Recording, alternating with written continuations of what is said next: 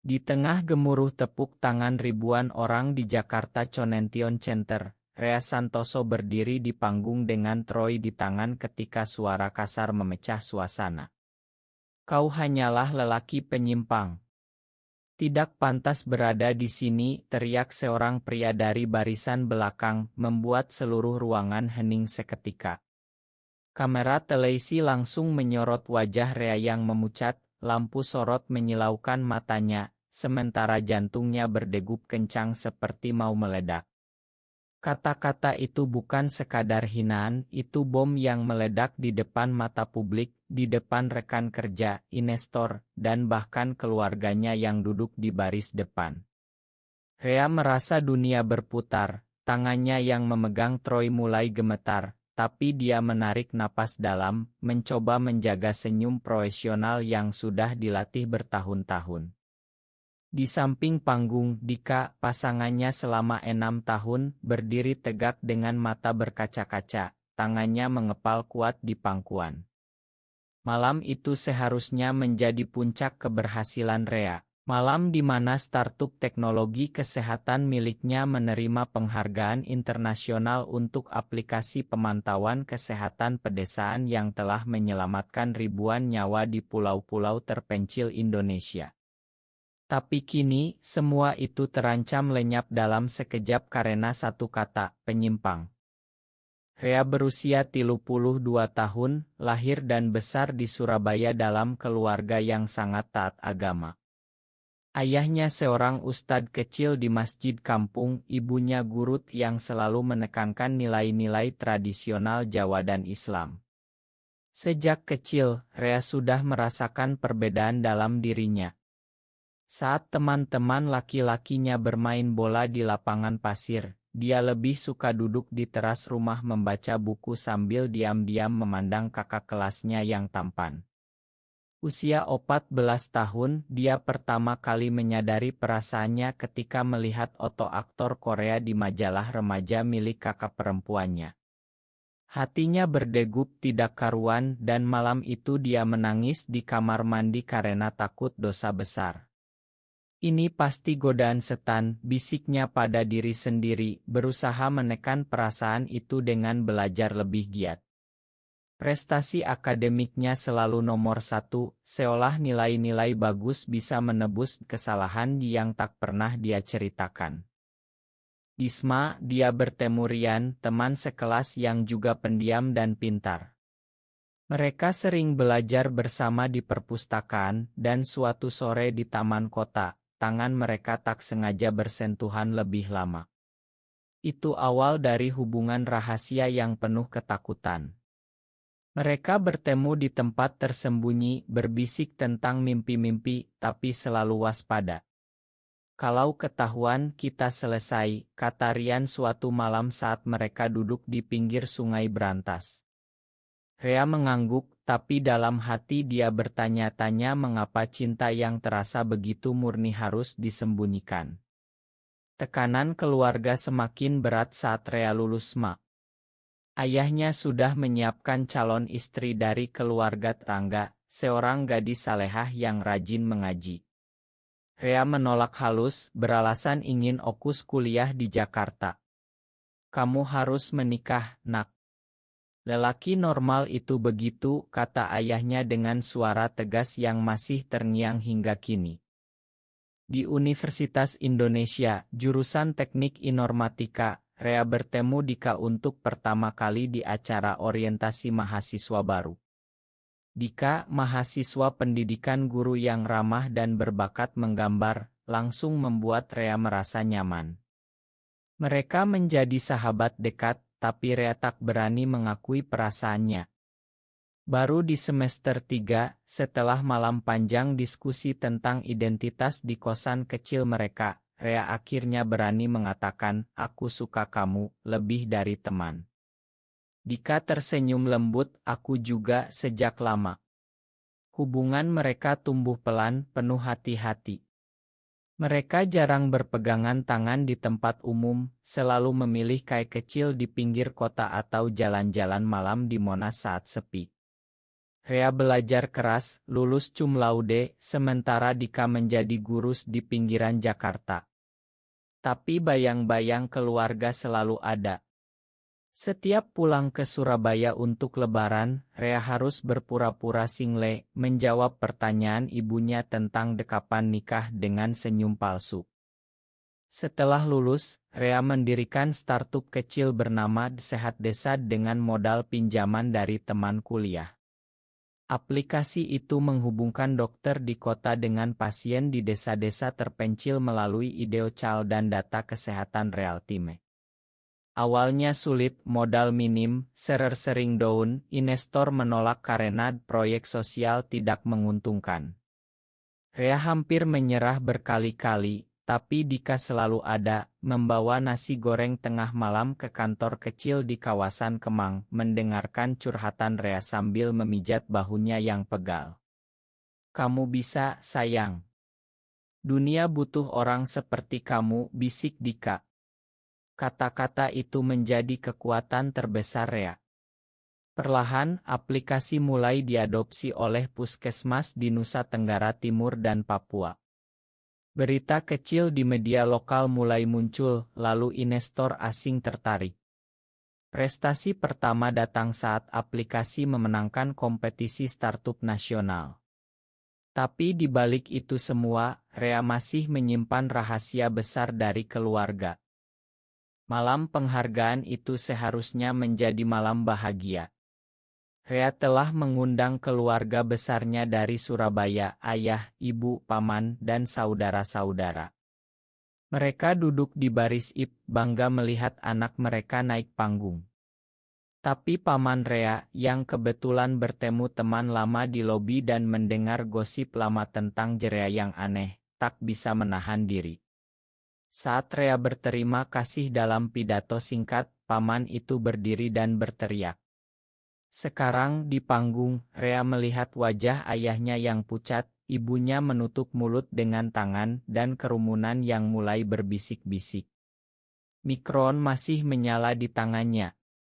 Dia bisa saja lari, tapi sesuatu di dalam dirinya, semua tahun perjuangan, semua air mata malam hari, semua pelukan Dika yang memberi kekuatan membuatnya tetap berdiri. "Terima kasih atas penghargaan ini," katanya dengan suara yang masih mantap meski bergetar. "Ini bukan hanya untuk saya, tapi untuk ribuan orang di desa yang sekarang bisa mendapat bantuan medis tepat waktu." Aplaus mulai kembali, pelan dulu, lalu semakin kuat. Tapi Rea tahu malam ini baru permulaan dari badai yang lebih besar. Setelah acara berakhir dengan buruk, Rea turun dari panggung dengan kaki lemas. Dika langsung mendekat, memeluknya di belakang panggung tanpa peduli siapa yang melihat. "Kamu hebat, Rea. Kamu tetap berdiri," bisik Dika, suaranya penuh kehangatan yang selalu membuat Rea merasa aman. Tapi pelukan itu tak bisa menghapus rasa malu yang membakar dada Rea. Keluarganya sudah pergi tanpa pamit, meninggalkan pesan singkat dari ibu, "Pulanglah besok, kita bicara." Malam itu, di apartemen kecil mereka di kawasan Sudirman, Rea duduk di sofa sambil memandang Troy yang baru diterimanya. Dika duduk di samping, memegang tangannya erat. "Apa yang akan terjadi sekarang?" tanya Rea pelan. Dika menghela napas, "Apapun yang terjadi, aku di sini. Kita hadapi bersama." Keesokan harinya, Rea naik kereta ke Surabaya. Perjalanan 7 jam itu terasa seperti siksaan. Dia mengingat kembali masa-masa kuliah ketika dia hampir menyerah. Saat itu, Rian, pacar pertamanya, memilih mundur karena takut keluarga. "Aku tak bisa hidup seperti ini selamanya," kata Rian saat mereka putus di sebuah warung kopi di Depok. Itu luka pertama Rea, tapi juga pelajaran bahwa tidak semua orang siap bertarung. Dengan Dika semuanya berbeda. Dika tak pernah memaksa, tapi selalu mendorong Rea untuk lebih terbuka.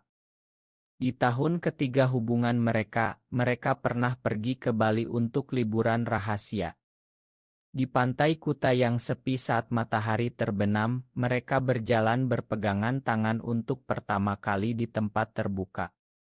Angin laut membawa tawa mereka, dan untuk sesaat, Rea merasa bebas. Suatu hari, kita tak perlu sembunyi lagi, kata Dika saat itu. Sampai di rumah orang tua di Surabaya, suasana dingin seperti es. Ayah duduk di ruang tamu dengan tasbih di tangan, ibu menangis di dapur. Paman yang berteriak kemarin sudah pulang, tapi kata-katanya masih menggantung.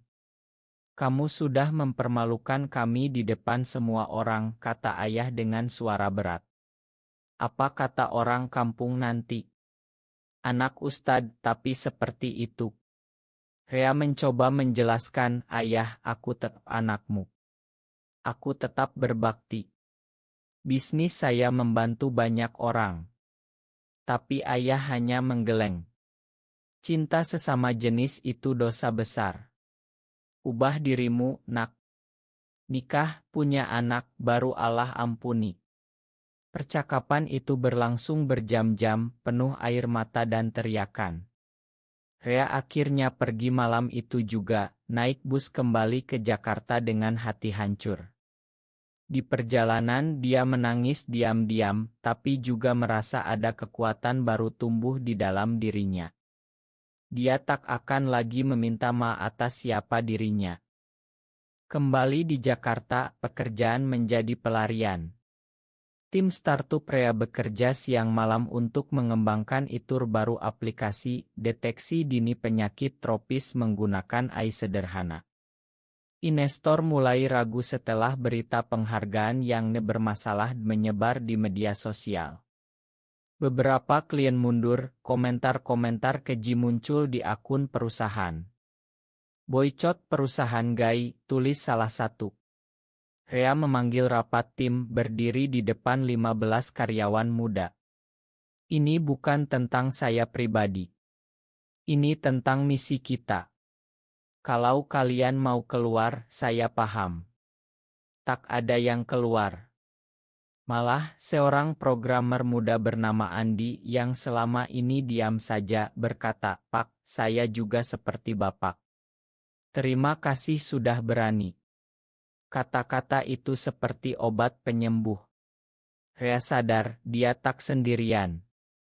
Dika sebagai guru juga menghadapi tantangan sendiri. Di sekolah, ada gosip tentang pacar guru yang dokter terkenal itu. Kepala sekolah memanggil Dika, menasihati halus agar jaga citra. Dika pulang dengan wajah lelah, tapi saat melihat Rea, dia tersenyum. Kita kuat, kan? Mereka menghabiskan malam dengan memasak soto ayam sederhana di dapur kecil, berbicara tentang masa depan. Rea mulai memikirkan untuk lebih terbuka. Dia mulai menulis catatan pribadi di blog anonim tentang perjuangan orang-orang seperti dirinya di Indonesia, tanpa menyebut nama. Tulisan itu dibaca ribuan orang dan komentar positif mulai berdatangan. Kamu menginspirasi saya untuk tidak takut lagi, tulis seorang pembaca. Itu menjadi bahan bakar baru bagi Rea. Tapi badai belum berakhir. Sebulan kemudian, ayah Rea datang ke Jakarta tanpa pemberitahuan. Dia duduk di ruang tamu apartemen, melihat Oto Rea dan Dika di dinding oto sederhana mereka berdua di Monas. Ini dia pacarmu, tanya ayah dengan suara datar. Rea mengangguk. Percakapan berikutnya penuh ketegangan, tapi kali ini Rea tak mundur. Dia ceritakan semua, dari masa kecil, cinta pertama, hingga aplikasi yang kini digunakan di 200 desa. Ayah mendengarkan diam lama. Saya tak bisa terima sekarang, tapi saya lihat kamu bahagia. Itu yang penting. Itu bukan penerimaan penuh, tapi langkah kecil yang membuat Rea menangis setelah ayah pergi. Malam itu, dia dan Dika tidur berpelukan, merasa sedikit lebih ringan. Perjalanan masih panjang, tapi Rea mulai percaya bahwa prestasinya bukan sekadar Troy, tapi bukti bahwa dia layak hidup dengan kepala tegak. Tahun berikutnya berlalu seperti roller coaster emosi. Startup Rea berkembang pesat setelah penghargaan meski ada kontroversi. Investor baru masuk, aplikasi diunduh lebih dari 500.000 kali, dan tim bertambah menjadi 40 orang. Rea sering bepergian ke daerah terpencil untuk melihat langsung dampak kerja mereka. Di Lores, dia melihat seorang ibu hamil yang selamat karena konsultasi ideocal melalui aplikasi. Anaknya lahir sehat, dan ibu itu memeluk Rea sambil menangis. "Terima kasih, dokter. Kamu malaikat." Momen itu membuat semua hinaan terasa kecil. Tapi di Jakarta, tekanan sosial tak pernah hilang. Di sebuah acara bisnis, seorang pengusaha tua mendekati Rea dan berkata pelan, "Kamu hebat, tapi hati-hati dengan citra. Indonesia belum siap untuk hal seperti itu." Rea hanya tersenyum, "Citra saya dibangun oleh hasil kerja, Pak.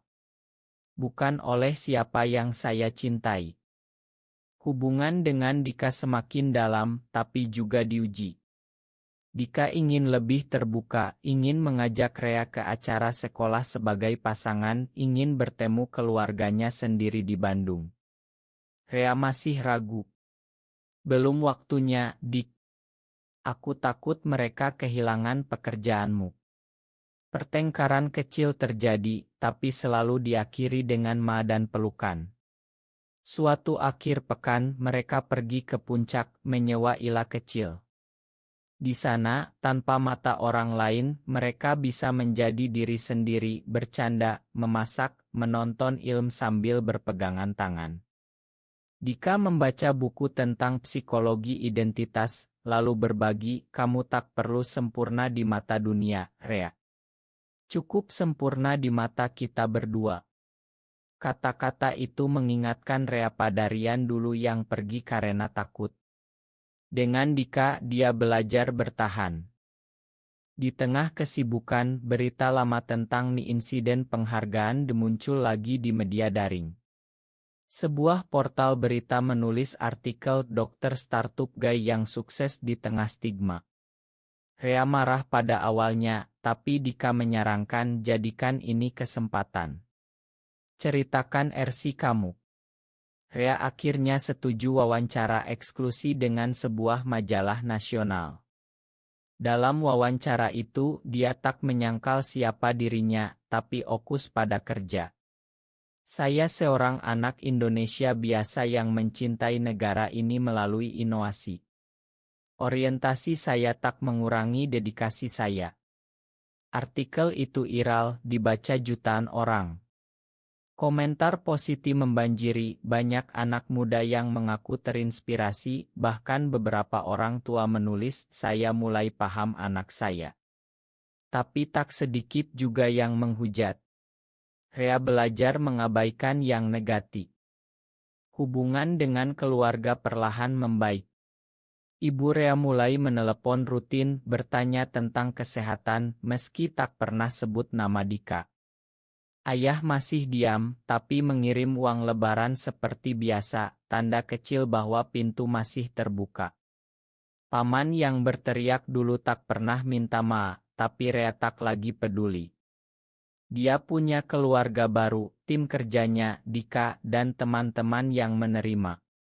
Suatu hari, di kantor, seorang karyawan perempuan bernama Sinta, yang sudah bekerja 2 tahun, mengaku, "Pak, suami saya juga seperti Bapak. Kami bahagia. Terima kasih sudah berani." Rea memeluknya sebagai teman. Momen itu menguatkan keyakinannya bahwa perubahan dimulai dari cerita kecil. Tapi ujian terbesar datang saat proyek besar dengan pemerintah daerah hampir gagal karena ada pejabat yang menolak bekerja sama dengan perusahaan yang kontroversial. Rea harus presentasi di depan 50 orang pejabat di gedung PERD. Dia gugup, tapi ingat semua perjuangan. Aplikasi ini sudah menyelamatkan 3,200 nyawa tahun lalu. Itu angka nyata, bukan opini. Presentasi berhasil, kontrak ditandatangani. Malam itu, Dika menunggu di rumah dengan kue ulang tahun kecil, meski bukan ulang tahun siapa-siapa. Ini untuk merayakan kemenangan kecil kita setiap hari, kata Dika. Mereka makan kue sambil tertawa, dan Rea merasa, meski dunia belum sepenuhnya menerima, dia sudah menemukan damai dalam dirinya. Perjalanan menuju puncak masih ada, tapi kini dia berjalan dengan langkah lebih mantap. 2 tahun kemudian, Sehat Desa sudah menjadi perusahaan unicorn kecil dengan aluasi ratusan miliar. Rea diundang ke Orum Internasional di Singapura, mewakili Indonesia di bidang teknologi kesehatan. Di sana, dia bertemu inovator dari berbagai negara, berbagi cerita. Seorang dokter dari Australia bertanya tentang tantangan budaya di Indonesia. Rea tersenyum, tantangan ada, tapi kita belajar hidup dengannya sambil terus maju. Pulang ke Jakarta, dia membawa ide-ide baru untuk mengembangkan aplikasi ke bidang mental health, sesuatu yang sangat pribadi baginya. Tapi sukses tak selalu manis. Seorang investor lama tiba-tiba mundur setelah melihat foto Rea dan Dika di media sosial yang bocor. Saya dukung bisnisnya, tapi citra pribadi sulit dijual ke klien konservasi, katanya dalam email. Rea marah, tapi Dika mengingatkan itu ujian. Kita cari yang lebih baik. Dan memang investor baru yang lebih progresi datang, termasuk dari perusahaan teknologi besar di Jakarta.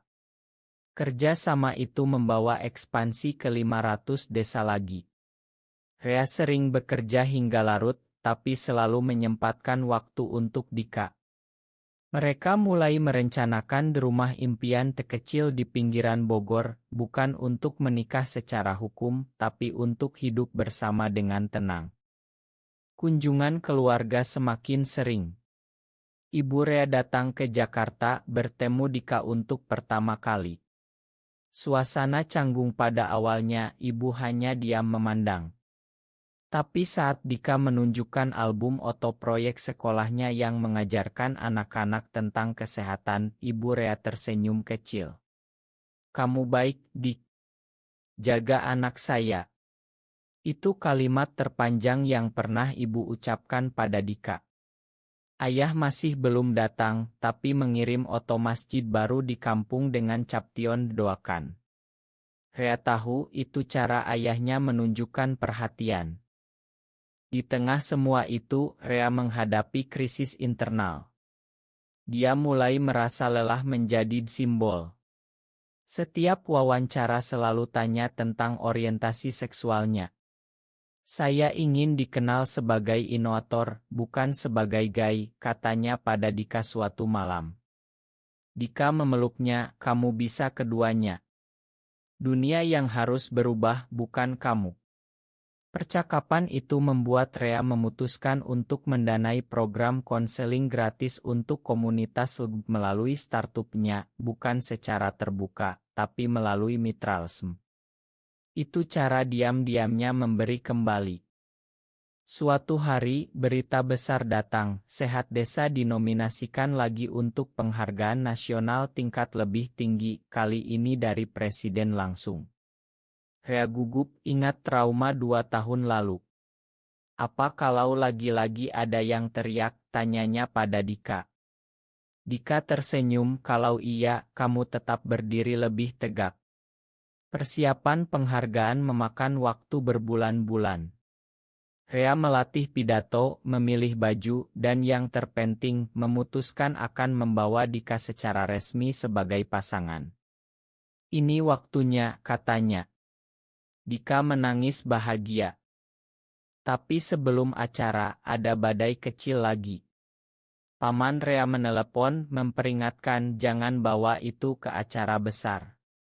Kamu sudah cukup malukan kami sekali. Rea menjawab tenang, Paman, saya tak lagi takut. Ini hidup saya. Telepon ditutup dengan kasar, tapi Rea tak lagi merasa sakit. Dia sudah belajar bahwa penerimaan tak harus dari semua orang. Malam sebelum acara, dia dan Dika berdoa bersama, bukan doa agama ormal, tapi doa harapan untuk masa depan yang lebih baik bagi semua orang seperti mereka.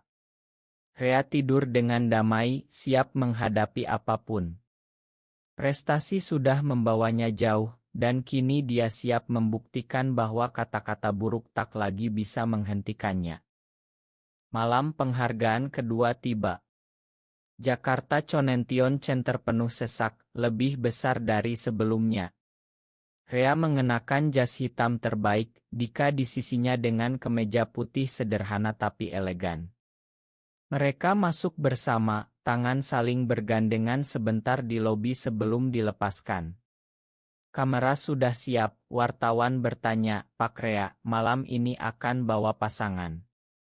Rea tersenyum, "Ya, dia di sini." Berita itu langsung menyebar di media sosial. Keluarga besar sudah duduk di baris depan, kali ini ayah dan ibu datang, meski wajah ayah masih tegang. Acara dimulai dengan video dokumenter tentang dampak sehat desa. Anak-anak desa yang sembuh, ibu-ibu yang tak lagi melahirkan di rumah tanpa bantuan, dokter desa yang kini terhubung. Penonton bertepuk tangan meriah. Saat nama Rea dipanggil sebagai pemenang kategori inovasi sosial, seluruh aula berdiri. Rea naik panggung, Troy di tangan, mikrofon di depan. Dia mulai pidato, "Terima kasih atas penghargaan ini. Ini bukan milik saya saja, tapi milik semua pekerja kesehatan di garis depan." Tapi sebelum kalimat berikutnya, suara itu kembali, paman yang sama, berdiri di tengah kerumunan, berteriak lebih keras, "Kau penyimpang. Dokter macam apa yang seperti itu? Kamu mempermalukan bangsa." Ruangan hening total. Kamera berputar, las menyala. Rea melihat wajah ayahnya yang menunduk, ibunya menangis. Tapi kali ini dia tak membekuk. Dia mengangkat tangan, meminta ketenangan. "Terima kasih atas pendapat Bapak," katanya dengan suara mantap yang menggema. "Tapi malam ini, mari kita bicara akta. Aplikasi kami telah membantu 1,2 juta orang di 1,200 desa. Kami telah mencegah 4,500 kasus penyakit berat. Itu angka, bukan opini. Saya seorang pria yang mencintai pria, ya. Tapi itu tak mengurangi satupun nyawa yang kami selamatkan." Tepuk tangan mulai pelan, lalu membahana. Beberapa orang berdiri, termasuk pejabat tinggi di baris depan. Video dampak diputar lagi, kali ini dengan statistik lebih detail. Rea melanjutkan pidato, menceritakan perjalanannya tanpa menutupi apapun, dari Surabaya, rahasia, perjuangan, hingga cinta yang memberi kekuatan. Bagi siapapun yang merasa berbeda, ingatlah, prestasi kita tak ditentukan oleh siapa kita cintai, tapi apa yang kita berikan pada dunia. Dika di bawah panggung menangis bahagia. Ayah Rea pelan-pelan berdiri, ikut bertepuk. Setelah acara, di ruang belakang, keluarga mendekat. Ayah memeluk Rea untuk pertama kali setelah bertahun-tahun. "Makan ayah, nak. Ayah bangga." Ibu memeluk Dika, "Terima kasih sudah menjaga anakku." Paman berdiri di sudut, diam tak tahu harus berkata apa. Rea tak memaksa, dia hanya tersenyum. Malam itu, di apartemen, Rea dan Dika duduk di balkon memandang lampu Jakarta. "Kamu lihat. Kata-kata itu tak lagi berarti," kata Rea. Dika mencium keningnya, "Karena kamu sudah buktikan siapa dirimu." Tapi Rea tahu perjuangan belum selesai. Besok media akan ramai, komentar akan datang. Tapi kini dia siap. Prestasi bukan sekadar Troy, itu perisai yang membuat hinaan tak lagi menyakitkan. Dia telah tumbuh dari anak yang ketakutan menjadi pria yang berdiri untuk dirinya dan orang lain. Pagi setelah penghargaan, berita mendominasi headline, Dokter Startup Guy menangkan penghargaan, pidato emosional bikin tepuk tangan meriah. Rea membaca sambil minum kopi, Dika di sampingnya. Telepon tak berhenti berdering, tawaran wawancara, undangan seminar, bahkan dari LSM Hak Asasi. Tapi yang paling berarti adalah pesan dari adik-adiknya di Surabaya, Kak, kami bangga. Keluarga besar mulai berubah pelan. Beberapa sepupu menelepon, minta maaf atas sikap lama. Rea tak dendam, dia hanya bilang, mari kita mulai lagi. Bisnis semakin maju. Sehat Desa membuka cabang di Bali dan Medan, merekrut lebih banyak talenta muda dari komunitas yang selama ini tersembunyi. Rea mendirikan yayasan kecil untuk beasiswa anak-anak desa yang ingin kuliah teknologi. Dika yang kini menjadi kepala sekolah, mengintegrasikan materi kesehatan ke kurikulum sekolahnya. Mereka hidup lebih tenang meski tak waspada. Suatu malam, mereka pergi ke pantai Ancol, berjalan berpegangan tangan di bawah cahaya bulan. 6 tahun sudah, Dik. Masih mau lanjut, tanya Rea bercanda.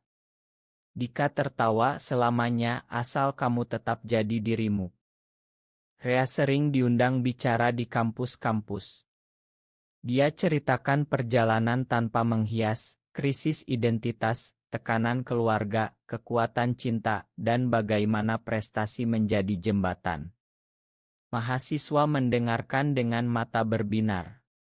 Satu mahasiswi bertanya, Pak, kalau saya seperti Bapak, apa yang harus saya lakukan? Rea jawab, belajar, kerja keras, dan jangan pernah malu atas siapa dirimu. Dunia akan menyusul pelan-pelan. Di Surabaya, ayah Rea mulai bercerita pada jamaah masjid kecilnya tentang anak yang sukses meski berbeda. Bukan penerimaan total, tapi langkah besar. Ibu sering kirim resep masakan untuk Dika juga. Rea dan Dika pernah pulang bersama untuk lebaran pertama kali. Suasana hangat meski ada yang masih bisik-bisik. Rea tak peduli. Dia sudah belajar bahwa hidupnya tak perlu disetujui semua orang. Sekarang saat melihat Troy di rak apartemen, Rea tersenyum. Dua penghargaan, dua momen yang mengubah segalanya. Yang pertama menghancurkan, yang kedua membangun. Dia tahu, di Indonesia yang besar ini, masih banyak yang berjuang diam-diam, tapi ceritanya, cerita seorang pria yang mencintai pria dan tetap memberi manfaat bagi bangsa, menjadi bukti bahwa mungkin. Apakah prestasi pribadi benar-benar dapat menghapus label penyimpang dari pandangan masyarakat, atau hanya menyembunyikannya sementara waktu? Benar atau salah?